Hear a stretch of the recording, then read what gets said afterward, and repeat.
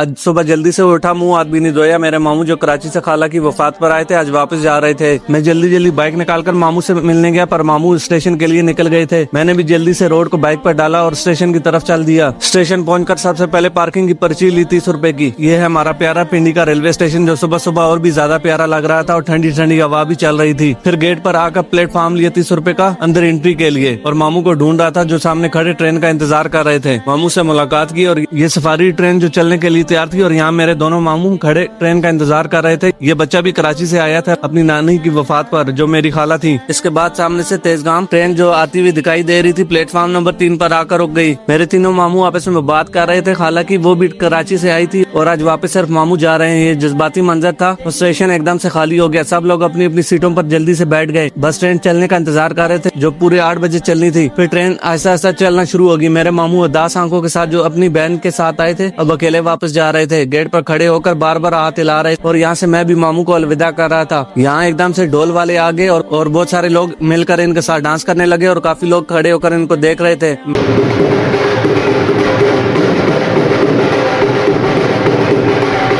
मैंने थोड़ा सा और आगे जाकर ट्रेन को देखा, जो अब काफी दूर जा चुकी थी और आहिस्ता आहिस्ता और दूर जा रही थी। इसके बाद मामू को रवाना करने के बाद बाहर आ गए और घर की तरफ वापस निकल गए। दूसरे मामू को घर छोड़कर खुद भी घर की तरफ चल दिया। आज गलियां बहुत खामोश और वीरान मालूम हो रही थी।